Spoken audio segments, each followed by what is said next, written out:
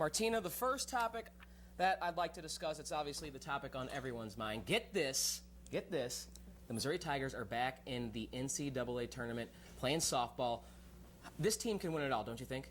Oh, I definitely think this. I mean, I was watching on Sunday, and, you know, half the team is seniors. And these girls, they want to win, they want to play, and that was the biggest thing that they talked to me about back in February when we first met them.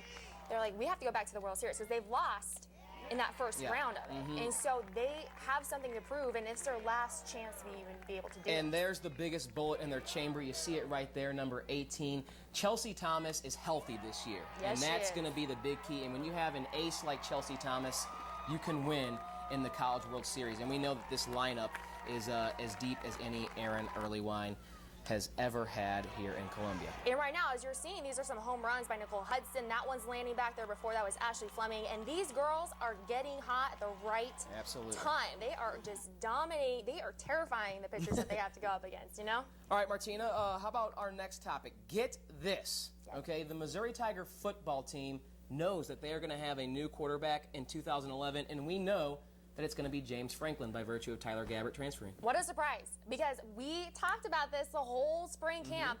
Coach Pinkel was not going to name a starting quarterback. It was either they're both quarterbacks, and it takes a while for them to figure out who was going to lead, and then he transfers.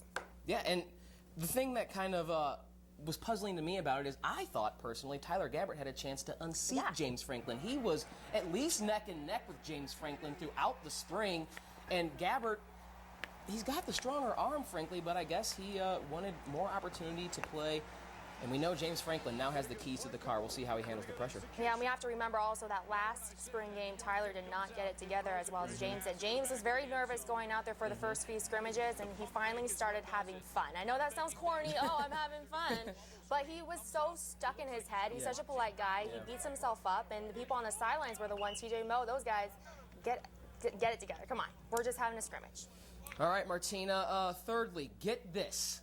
Is there any team hotter in Big 12 baseball than the Missouri Tigers? They've won their last 4 series, and they got off to a terrible start to the season, but playing good ball right now. We almost wrote them off. We almost were like, Mizzou baseball, let's not do anything about this. But they changed their lineup, which is interesting. Senior Andrew Thigpen starting at second base, and for some reason, that kind of sparked them. And that guy right there, Blake Brown, he's kind of like a Barry Bonds. Been tearing the cover off the ball in Big 12 play, and that was the problem with play outside of the conference. Their lineup was anemic. Of course, they don't have a Max Scherzer or Aaron Crow or a Kyle Gibson pitching, but Tim Jamison as good as any coach in the Big 12. But yeah, sorry to cut you off, Tyler. I got excited. They are getting their pitching together. Yes, we got absolutely right about Strinzy. We have Eric Anderson, who's healthy this year, and also Maddie Stites. All pitching very well. Finally, Martina, get this: the NBA playoffs. That's all I need to say. Does Tyler it is get any better? obsessed with the NBA playoffs. You are absolutely like he lives for this moment right now. But yes, no, today's games.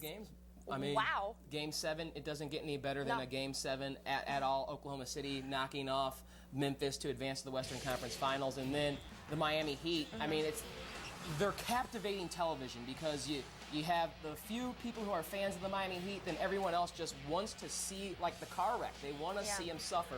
So, and there's a lot of star power in the NBA playoffs right now. You got Derrick Rose, Kevin Durant, LeBron James, Dwayne Wade. So it's providing great theater.